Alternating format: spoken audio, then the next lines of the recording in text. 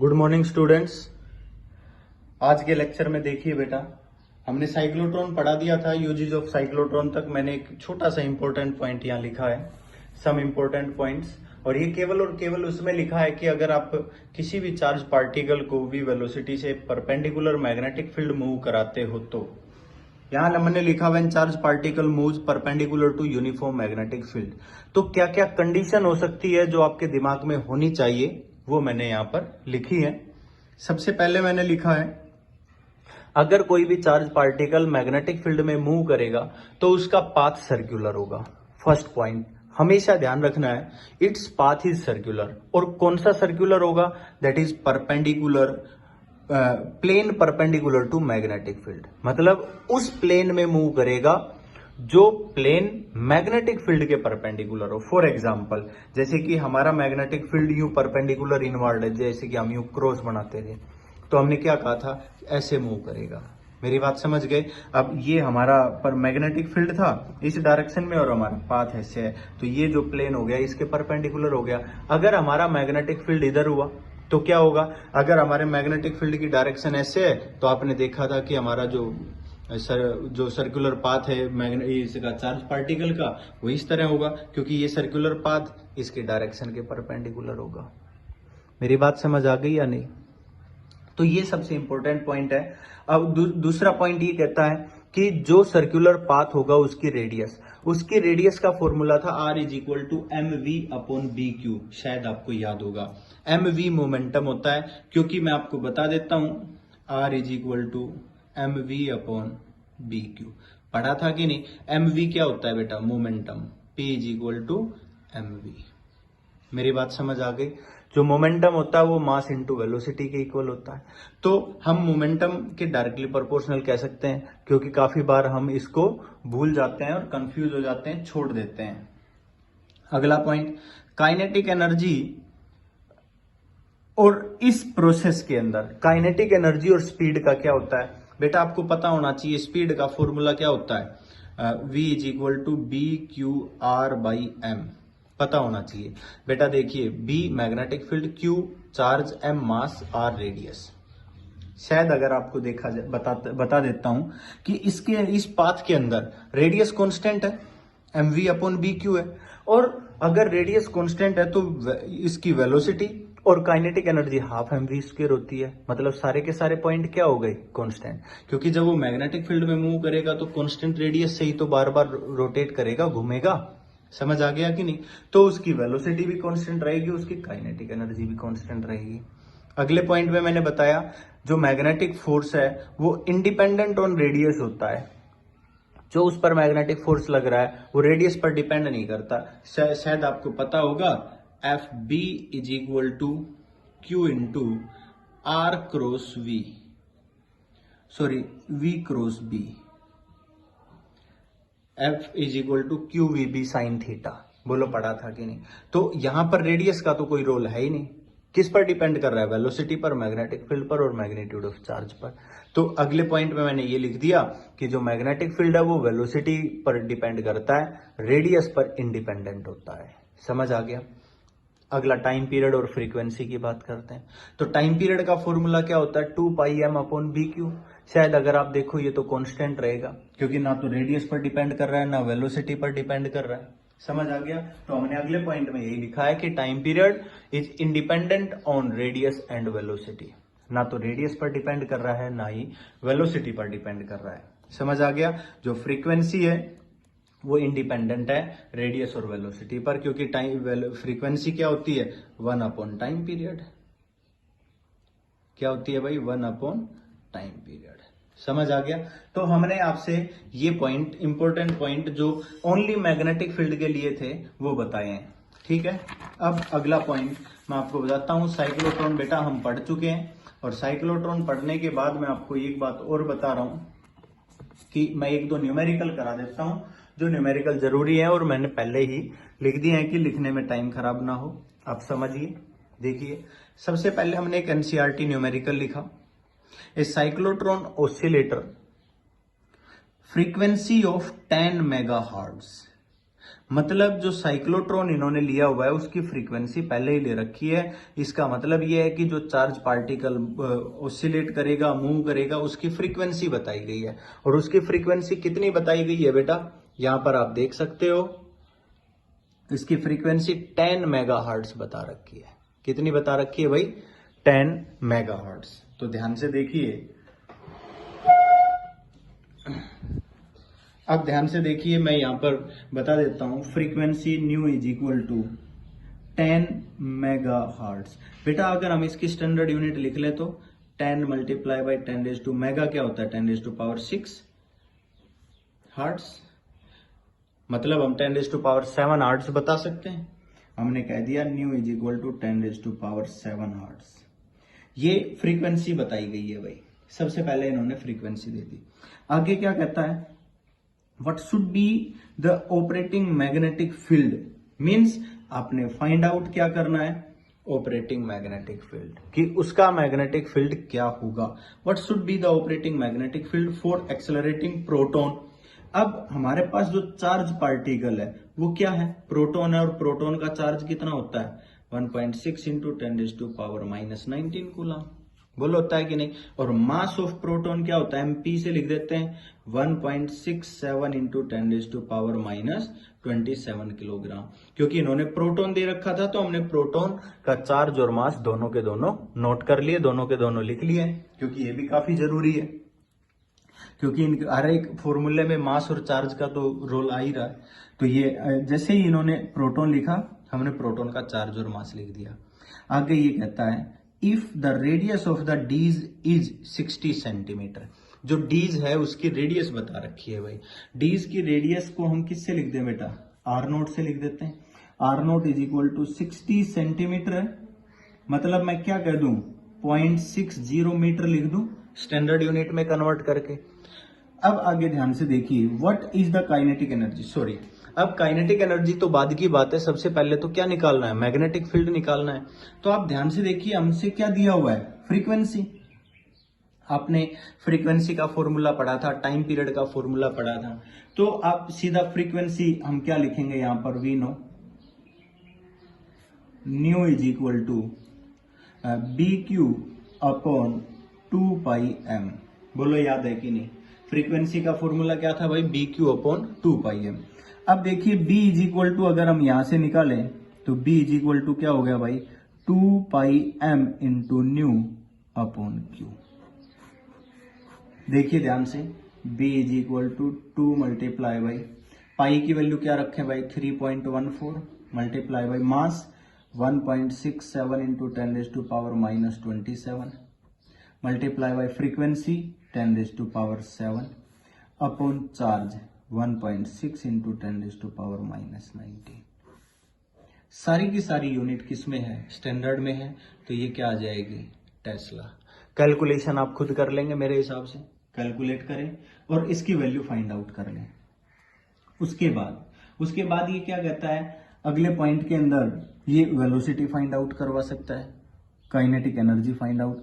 आगे क्या कहता है, what is the kinetic energy of the proton beam. इन्होंने क्या फाइंड आउट करा ली भाई, काइनेटिक एनर्जी। काइनेटिक एनर्जी का फॉर्मूला क्या होता है भाई, पता होना चाहिए भाई। तो मैं आपको बता देता हूं, काइनेटिक एनर्जी का फॉर्मूला हमने क्या लिखा था भाई, b² q² r², 1/2 b² q² r² by m। ध्यान से देखिए, काइनेटिक एनर्जी का फॉर्मूला हमने यहाँ पर कल पढ़ाया था। Kinetic energy b² q² r02 upon 2 है। हमने यहाँ पर r0 लिख रखा है, यहाँ पर हमने स्मॉल r0 लिख रखा है। तो हम यहाँ पर भी क्या लिख सकते हैं, b² q² r02 बाई 2 है। आ गई भाई हमारे पास काइनेटिक एनर्जी। अब हम इसकी वैल्यू पुट करेंगे तो क्या हो जाएगा भाई, kinetic energy is equal to, B की वैल्यू हमने अभी अभी निकाली है।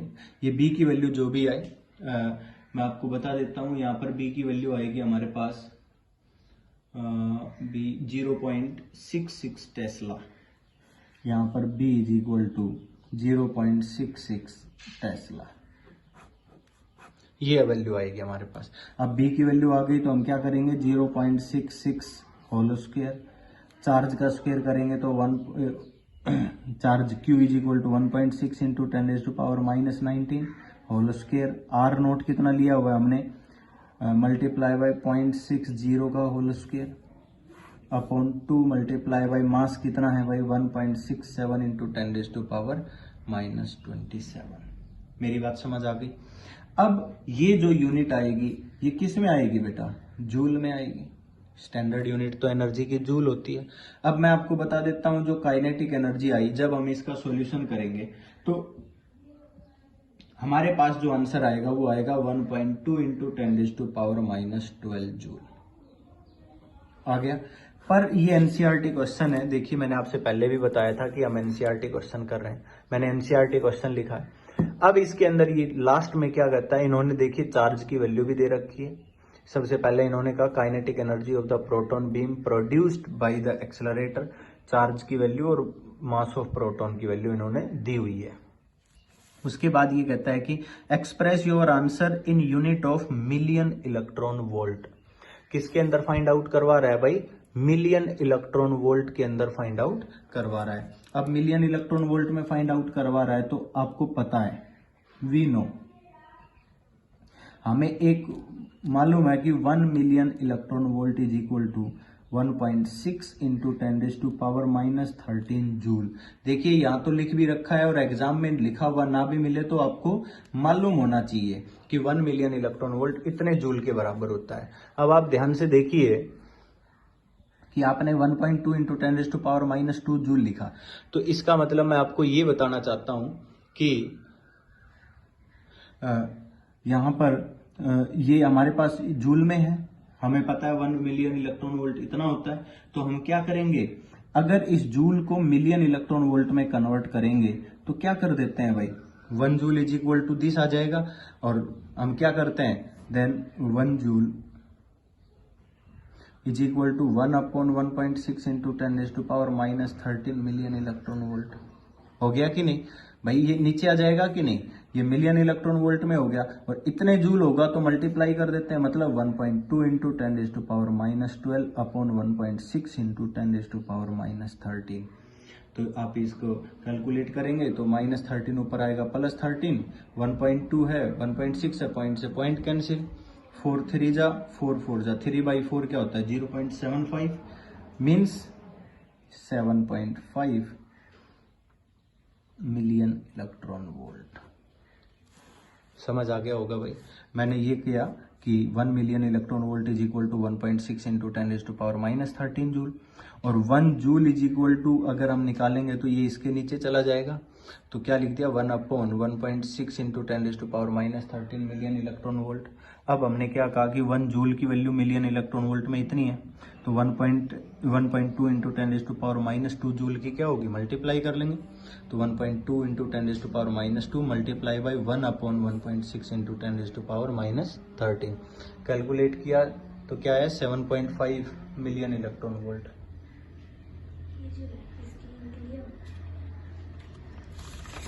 सही चलता है ये पेन, नहीं चलता है, जाओ। उसके बाद एक नया न्यूमेरिकल और करते हैं, एक नया न्यूमेरिकल और लिखा हुआ है, कुछ अलग है। और दूसरी बात मैं और बता देता हूं, अगर इसी क्वेश्चन में आपसे कहा जाए कहे कि भाई चार्ज पार्टिकल का मोमेंटम फाइंड आउट करिए, तो बेटा आपने रेडियस निकाली हुई है r is equal to mv upon bq होता है। मोमेंटम के लिए आप फॉर्मूला लगा सकते हो, देखिए मैं आपको बता देता हूँ, r is equal to mv upon bq। बोलो आप क्या कहोगे यहाँ से, then p is equal to bqr। बोलो हो जाएगा कि नहीं, समझ आ गया कि नहीं। मोमेंटम किसके, mv मोमेंटम होता है। आपसे कहीं वेलोसिटी निकाल के दिखाओ तो bqr/m, ये फॉर्मूला भी आपके पास है, बोलो है या नहीं है। उसके बाद मान लीजिए आपसे और क्या क्या पूछ सकता है भाई, फ्रीक्वेंसी, आपसे फ्रीक्वेंसी गिवन है। टाइम पीरियड पूछ सकता है, टाइम पीरियड क्या होता है 1/फ्रीक्वेंसी, क्योंकि इसका रिवर्स होता है, तो टाइम पीरियड आप निकाल सकते हैं। तो मेरे हिसाब से जो जो आपसे बताया गया है, तो इन्हीं के अंदर हर एक पॉइंट निकाल सकते हो, आ सकता है यहाँ पर, ठीक है। आगे देखिए एक न्यूमेरिकल मैंने और लिखा है, ये कहता है an alpha particle of mass 6.68 into 10 raised to power minus 27 kilogram and charge 3.2 into 10 raised to power minus 19 coulomb are accelerated in a cyclotron। तो सबसे पहले तो हमारे पास जब हम सॉल्यूशन करेंगे तो हमें पता होना चाहिए कि पार्टिकल कौन सा है। पार्टिकल हमारे पास अल्फा है, तो मास ऑफ अल्फा पार्टिकल इन्होंने दिया हुआ है 6.68 into 10 raise to power minus 27 kilogram. Charge given है, क्यू अल्फा गिवन है, कितना दिया हुआ है 3.2 into 10 raise to power minus 19 coulomb. Clear है, ये दोनों पॉइंट दिए हुए हैं। इनको अल्फा पार्टिकल को एक्सेलरेट किया जाता है साइक्लोट्रॉन से इन विच ए मैग्नेटिक फील्ड। अगला पॉइंट क्या दिया हुआ है भाई, मैग्नेटिक फील्ड दिया हुआ है 1.25 टेस्ला। जो जो गिवन है हम तो पढ़ के लिखते जा रहे हैं। Is applied perpendicular to the dees, ये बता रखा है। मतलब जैसे कि कल हमने जो डायग्राम बनाया था, ये देखो, ये हमने डीज बनाई थी, ये D1 ये D2, डी शेप है ये। तो भाई ये कैसी डीज है, डी शेप है ना, मेरी बात समझ गए। इन मेटेलिक डीज को इलेक्ट्रिक फील्ड के साथ कनेक्ट किया है, इलेक्ट्रिक फील्ड ऑसिलेटर के साथ। अब मैग्नेटिक फील्ड देखो, परपेंडिकुलर इनवर्ड है, तो इन डीज के परपेंडिकुलर है या नहीं है, बोलो इन डीज के परपेंडिकुलर है या नहीं है, बस ये देखना है। तो यहां पर तो हमने परपेंडिकुलर दिया हुआ है, तो और साइक्लोट्रॉन में तो परपेंडिकुलर ही दिया जाता है, तो ये भी इन्होंने लिख दिया। How rapidly should the electric field between the dees be reverse, ये सबसे इंपॉर्टेंट है। How rapidly should the electric field between the dees be reverse. आप एक बात ध्यान से देखिए, मैंने क्या कहा, इन डीज का इलेक्ट्रिक फील्ड रिवर्स करना है। मान लीजिए सबसे पहले पॉजिटिव साइकिल गया, ठीक है, तो ये डीज पॉजिटिव हो गई, ये नेगेटिव, इलेक्ट्रिक फील्ड की डायरेक्शन D1 से D2 थी। फिर किसकी बारी आ गई थी, नेगेटिव साइकिल की। जैसे नेगेटिव साइकिल की बारी आई तो ये डीज नेगेटिव हो गई, ये पॉजिटिव, तो अब इलेक्ट्रिक फील्ड क्या हो गया, रिवर्स हो गया। मतलब इलेक्ट्रिक फील्ड रिवर्स होने में कितना टाइम पीरियड चाहिए, pi M upon B Q, ना कि कैपिटल टी, क्योंकि कैपिटल टी क्या होता है बेटा, 2 pi M upon B Q which is equal to 2 multiply by T. मतलब इसके अंदर ये दोनों साइकिल चले जाते हैं। ये दोनों साइकिल चले जाने का मतलब है कि पहला साइकिल गया, उसके बाद रिवर्स, मतलब यहां तक का टाइम पीरियड है 2t, मतलब यहां तक का टाइम पीरियड क्या है t। तो भाई इतने टाइम के बाद ही तो रिवर्स हुआ है, मेरी बात समझ आई या नहीं आई। अब इतने टाइम के बाद अगर इसको रिवर्स किया गया है तो आपसे कैपिटल टी नहीं पूछा गया। सबसे बड़ा कंफ्यूजन होता है कि how rapidly should the electric field between the dees be reverse. हम टोटल टाइम पीरियड निकाल देते हैं, यहां पर क्या निकालना है, स्मॉल टी निकालना है, ठीक है। और स्मॉल टी क्या होता है बेटा, पाई एम अपॉन बी क्यू। समझ आया या नहीं आया। ये कहता है कि आपने केवल वो टाइम पीरियड बताना है जिसमें वो जो डीज की पोलरिटी है वो रिवर्स होती है। समझ आ गया होगा, डीज का जो इलेक्ट्रिक फील्ड है वो रिवर्स हो जाता है। तो बेटा एक बात बताओ, अब यहां पर हम मान लीजिए टी निकालते हैं, पाई कितना होता है 3.14 multiply by mass of alpha particle 6.68 into 10 raise to power minus 27 upon B magnetic field 1.25 tesla multiply by charge particle की value 3.2 into 10 raise to power minus 19। Standard unit है, किलोग्राम, कूलाम, टेस्ला सब standard है। Answer किस में आएगा, second में आएगा, क्योंकि टाइम पीरियड की स्टैंडर्ड यूनिट क्या होती है, सेकंड होती है। जब हम इसकी कैलकुलेशन करेंगे तो t इज इक्वल टू हमारे पास क्या आना चाहिए भाई, ये आएगा 5.25 into 10 raise to power minus 8 second. समझ आ गया कि नहीं आ गया। अगर मान लीजिए आपसे ये पूछा जाता, मान लीजिए पूछा नहीं गया, आपसे कहा जाए find the total time period या find the time period of oscillation, तो आपने अलग से नहीं निकालना है, आप इसी का डबल कर दो। Capital T is equal to क्या होता है 2t, मतलब हम इसका डबल करेंगे तो कितना हो जाएगा 10.5 into 10 raise to power minus 8 second. समझ आ गया। आपसे कहे कि what is the frequency of the oscillator, frequency क्या होती है 1 अपॉन टाइम पीरियड होती है, मतलब आप क्या कर दोगे 1 upon 10.5 into 10 raise to power minus 8 hertz. बोलो हो जाएगी कि नहीं। तो ये सारे पॉइंट्स आपसे पूछ सकता है, पर आगे देखिए और क्या पूछा गया है। ये सबसे इंपॉर्टेंट पॉइंट था ठीक है। उसके बाद ये कहता है what is the velocity and kinetic energy of an alpha particle. आपसे पूछा गया है what is the velocity and kinetic energy of alpha particle. दोनों पॉइंट पूछे गए, मैंने दोनों लिख दिए। When it moves in a circular orbit of radius, given क्या है बेटा, आर नॉट गिवन है कि उसके जो सर्कुलर ऑर्बिट है वो कितना दिया हुआ है, 25 सेंटीमीटर। कितना दिया हुआ है भाई, 25। तो हम इसको मीटर में कन्वर्ट कर दें, 0.25 मीटर। यहां तक पॉइंट क्लियर है।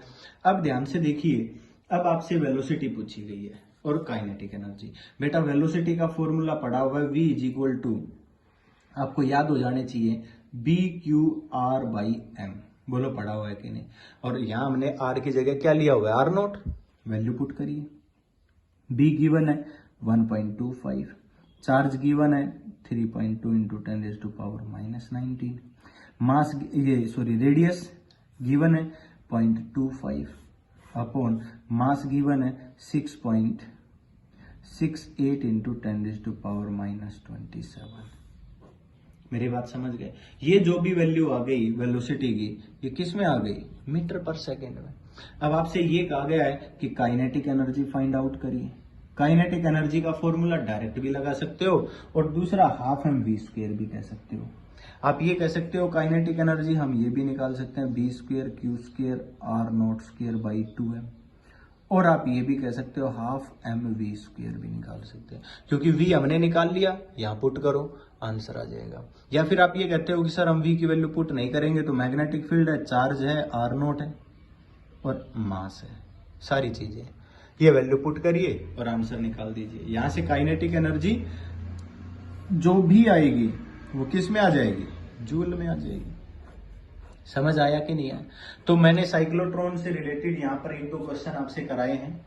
आप इन क्वेश्चंस को करके देखिए। मैं आपको एक असाइनमेंट देता हूं और उसके बाद मैं एक नया टॉपिक शुरू कर रहा हूं, force on A current carrying conductor in a magnetic field. Force on A current carrying conductor in a magnetic field काफी इंपॉर्टेंट और काफी अच्छा टॉपिक है। ये टॉपिक हम शुरू करेंगे अगली क्लास में। पहले आप इसके न्यूमेरिकल्स करके देखिए। मैंने एनसीईआरटी के न्यूमेरिकल और कुछ और न्यूमेरिकल्स पहले ही करा दिए हैं। ठीक है भाई, आप इनको करके देखिए और उसके बाद हम अगला टॉपिक करते हैं। Thank you.